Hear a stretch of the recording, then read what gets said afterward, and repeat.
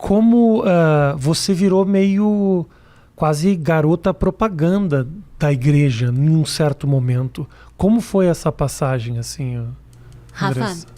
antes da gente começar a gravar, eu falei várias coisas pra você, mas eu acho que é feio a gente viver 6 anos falando bem e aí a gente sai falando mal, sabe? Porque eu vivi 6 anos isso. Eu fui fiel a eles. Eles não foram fiéis a mim. Eu me senti usada, sim. Descartada, sim.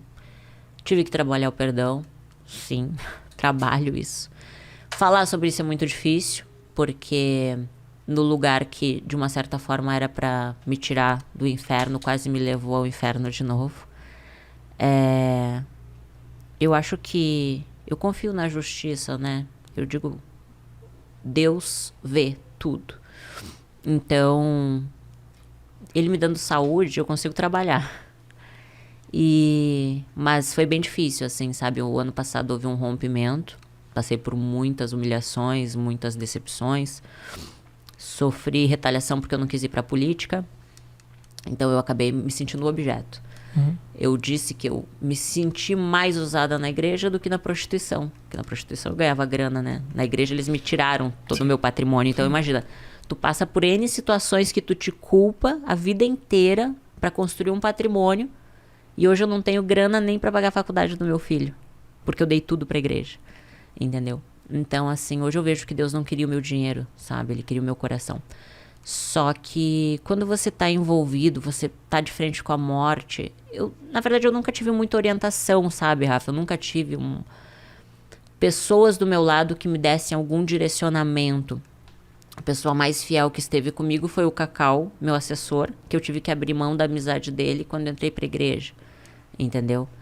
Que foi a pessoa que me estendeu a mão agora, o ano passado, quando eu tava no fundo do poço, sem grana pra nada, assim, pedindo um milagre de Deus. Nenhum irmãozinho da igreja bateu na minha porta perguntando se eu precisava de um gás pra dar pro meu filho.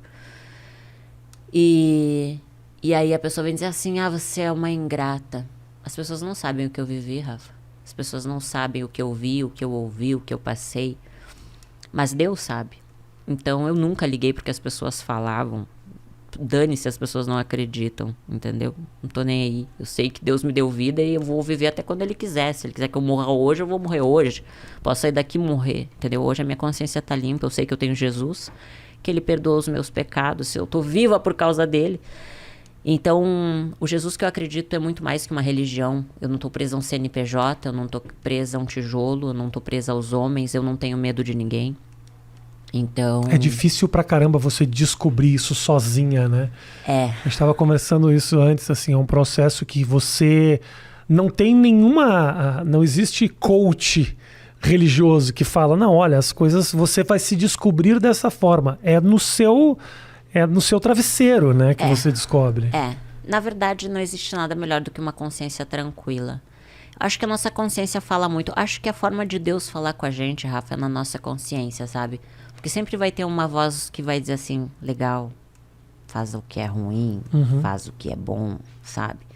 Então, sempre existe os dois lados. Você sente isso? Que tem um diabinho e um anjinho o tempo inteiro contigo? Assim? Na verdade, todos nós temos, né? Que é o livre-arbítrio.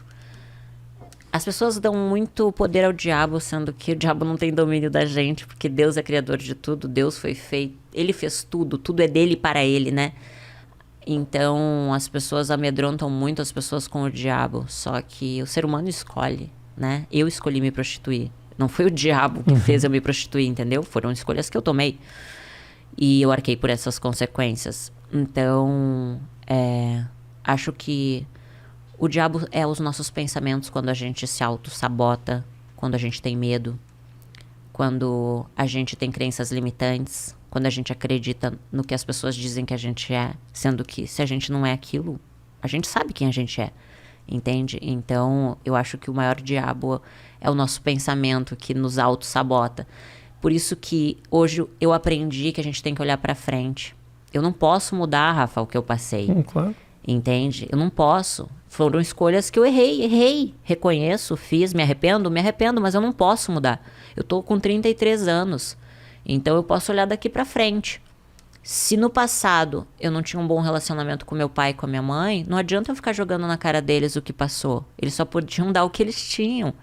Hoje eu planto amor com eles. Hoje o meu pai me liga todo dia quase dizendo: filha, eu te amo, Deus te abençoe. Sabe, a minha mãe também. Então eu consegui recuperar laços vencendo o meu próprio orgulho. Porque, Rafa, a vida, o que eu aprendi com Jesus, Rafa? Porque assim, nada a ver, esse aprendizado eu não acredito que tenha sido de mim, sabe? Eu acredito que Deus deu essa direção, porque eu aprendi a perdoar, porque um dia eu vou precisar de perdão. Um dia eu vou estar lá prestando contas de novo, e eu vou fazer muitas escolhas erradas ainda, eu não sou perfeita, eu erro, entende? Eu peco de manhã, de tarde, de noite, num pensamento, numa atitude, num julgamento, numa palavra. Por mais que hoje talvez eu pense antes de tomar algumas decisões, que eu seja mais racional do que antes, que eu era tão emotiva, tão, né, agia no impulso, hoje talvez eu pense um pouco mais. Eu sei que eu vou ter que prestar contas para Deus de todas as minhas escolhas. Só que dessa vez vai ser diferente, porque eu tenho Jesus. E Jesus veio para perdoar os meus pecados, os teus pecados e os pecados de todas as pessoas. As pessoas são livres para acreditar ou não, sabe, Rafa? Mas eu vejo isso como missão. Eu saí da igreja, mas eu não perdi Jesus, entende? As pessoas me julgam muito, sabe? Porque depois que eu rompi com a igreja, o meu trabalho é o Miss Bumbum. Então o Cacau, que eu tive que abrir mão dele, da amizade dele, por causa da igreja, foi a pessoa que me estendeu a mão. Disse: olha, Dessa, o Miss Bumbum, eu tô morando fora do Brasil, ele não tá mais acontecendo, mas para te ajudar, vamos lá, vamos voltar com tudo. Eu disse: vamos, preciso de uma luz no fim do túnel, entendeu? E graças a Deus por isso, porque o Miss Bumbum tá completando 10 anos, então é um presente para mim também. Imagina, eu participei há 9 anos atrás.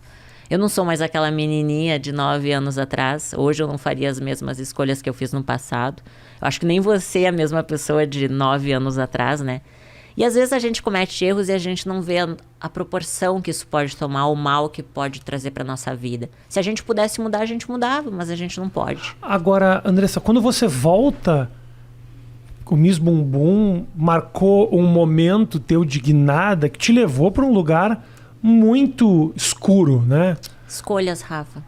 Assim, eu você poderia ter escolhido o lado bom, sim, entende? Porque assim, ó, Gisele Bündchen é sucesso e desfilava de lingerie. Ela fez as escolhas certas, entende? Não é uma lingerie ou um biquíni que vai definir a escuridão.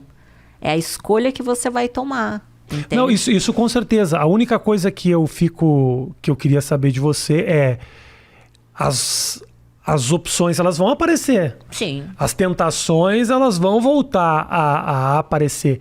No que essa volta para o Miss Bumbum e para esse universo de exposição, porque novamente eu vejo a Andressa com a matéria no jornal, apareceu de uma forma ou outra, talvez propositalmente ou não dessa vez, mas assim, as matérias elas voltam um pouco com aquele mesmo tom, né?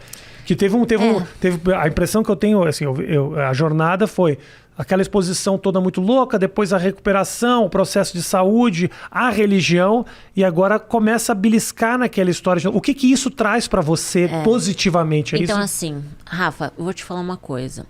Se eu tivesse grana como eu conquistei, se eu tivesse como, por exemplo, eu dei pra igreja 2 milhões, tá? Em patrimônios e... Se eu tivesse essa grana aplicada, talvez hoje eu não estaria fazendo as escolhas que eu estou fazendo. Mas eu preciso trabalhar, entende? Hoje eu sou contratada do Miss Bumbum como garota propaganda, é o meu trabalho. No início foi bem difícil, porque eu via pecado em botar um biquíni, usar um decote assim eu jamais usaria. Então assim, foi muito difícil pra mim, sabe? Eu vivi 6 anos vivendo um fanatismo, sabe? Que tudo era pecado, sabe? E aí você se deparar com uma situação assim, e agora? Eu preciso trabalhar, eu tenho filho para sustentar, eu tenho contas para pagar, sabe? Então é o meu trabalho. Eu tive que separar, dizer, não, esse é o meu trabalho, vou ter que vencer a mim mesma, os meus preconceitos. E comecei a tentar ver de outra maneira. Porque daí eu consegui entender uma coisa, Rafa, que eu conheço pessoas religiosas que arrotam santidade e que traem os maridos. Entende? Eu conheço mulheres que são vestidas todas tapadas, mas humilham as pessoas,